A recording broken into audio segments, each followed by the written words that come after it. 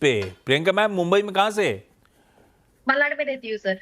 अरे वाह। और प्रियंका मैम कब से स्टॉक मार्केट में हो? 2019 से सर।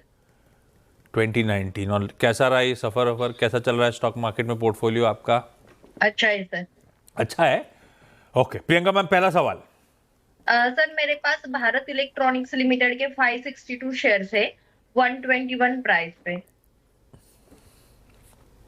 क्या पूछूं? और बाय करने और क्या सेल करना है? हाँ, विनिंग ट्रेड है। विनिंग ट्रेड एवरेज और ऐड करनी चाहिए, नहीं करना चाहिए? सतपुते साहब, भारत इलेक्ट्रॉनिक्स प्रियंका मैम की खरीद भाव बढ़िया, 121 रुपए का एक्विजिशन प्राइस, 162 रुपए पर शेयर का गेन, और सवाल भी बढ़िया है। ऑलरेडी ट्रेड ग्रिप में है, आपको अच्छा आउटलुक नजर आ रहा है, तो और ऐड कर लूं क्या? आशीष जी, मुझे लगता है कि फिलहाल तो आप ऐड मत करें, क्योंकि ये बाजार, जैसे मैंने कहा, ये रिलीफ रैली वाला मार्केट है।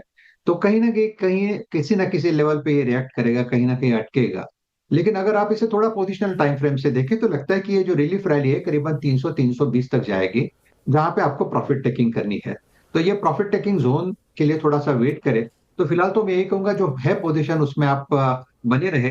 270 ही इसका 200 डीएमआ है। सो अकॉर्डिंग टू 200 डीएमआ आपका स्टॉप लॉस होगा 260 का। और जैसे मैंने कहा, 300 से लेके 320 इस क्लस्टर को वॉच करें।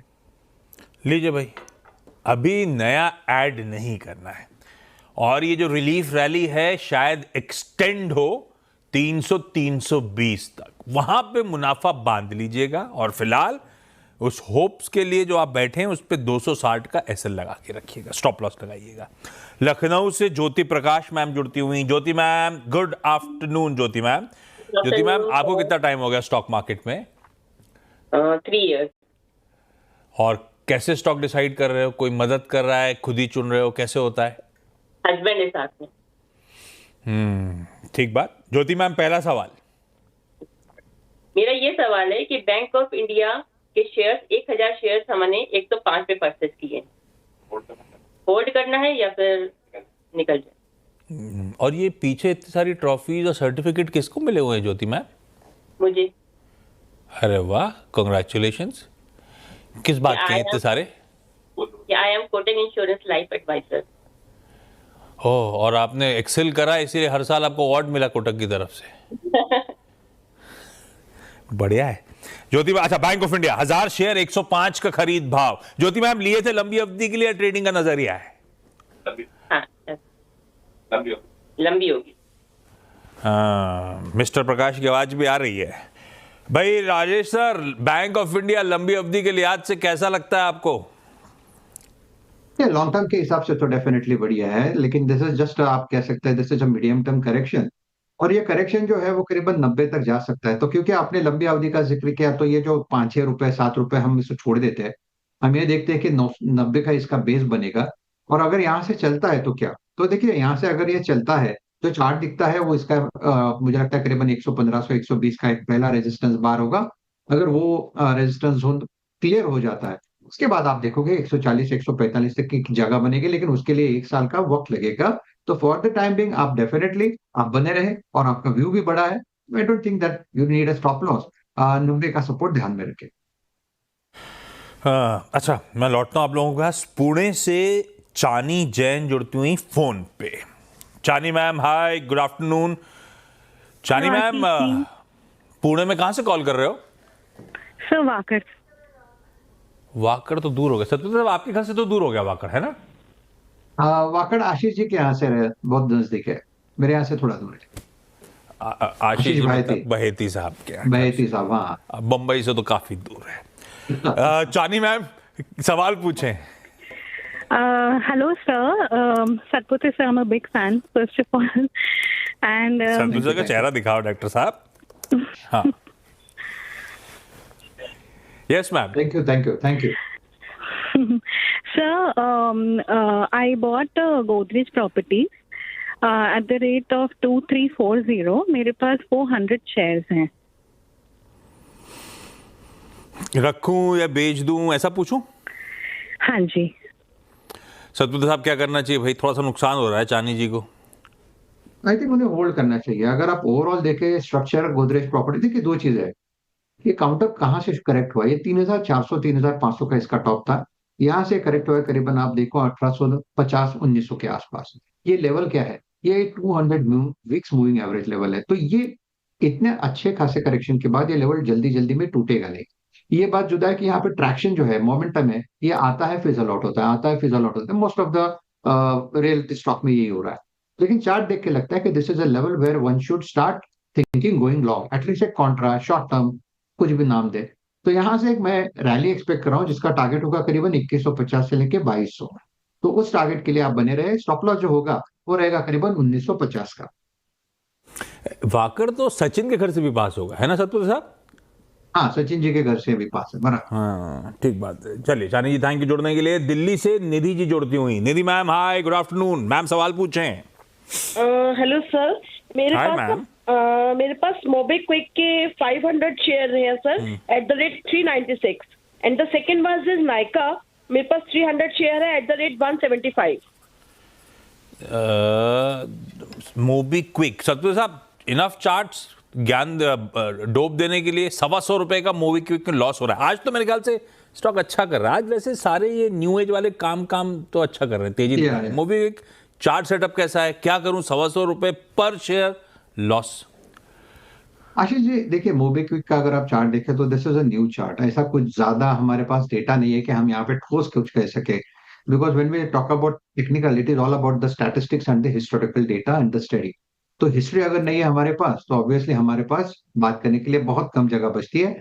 लेकिन चार्टिकली मैं फिलहाल यही कहूंगा, जो डेटा मेरे पास अवेलेबल वो हिसाब से लगता है कि ये 250 के आसपास एक बार के लिए बॉटम बनाएगा, करंट लेवल से एक एग्जिट देगा। अच्छा, दूसरी चीज है ये काउंटर हाई बीटा है, तो इसमें जैसे कि आज की बात करें तो आज 8% 10% ऊपर है। ऐसे काउंटर को थोड़ा आपको वक्त देना पड़ेगा। तो फिलहाल तो आप बने रहे, स्टॉप लॉस भी आपका थोड़ा डीपी रखेंगे 230 का, बने रहे। अगर हम सही ठहरे तो इसका जो पहला पड़ाव आएगा करंट लेवल से वो आएगा करीबन 290 से 300। अगर 300 को पार करेगा फिर मुझे लगता है 350 तक का स्विंग आएगा। तो काउंटर ऑलरेडी बीटन डाउन है, ओवरसोल्ड है, तो I think this is not a level to exit but this is a level to hold. Wait for a pull back, wait for a rally जहां पे आपको exit opportunities मिल जाएगी। Okay okay okay, मैं live वालों के पास जा रहा हूं। प्रियंका मैम, अगला सवाल।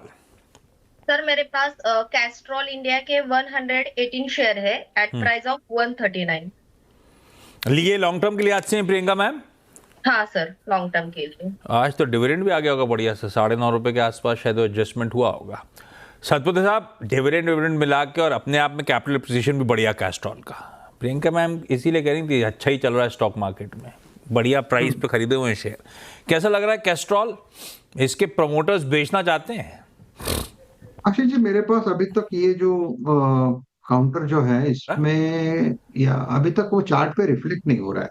Ashish ji, I am very sorry, ये चार्ट पे अभी तक रिफ्लेक्ट नहीं हो रहा है प्राइस, तो मैं यहाँ पे ज्यादा कमेंट नहीं आपको कर क्या पाऊंगा। भाव दिख रहा है चार्ट पे आपकी?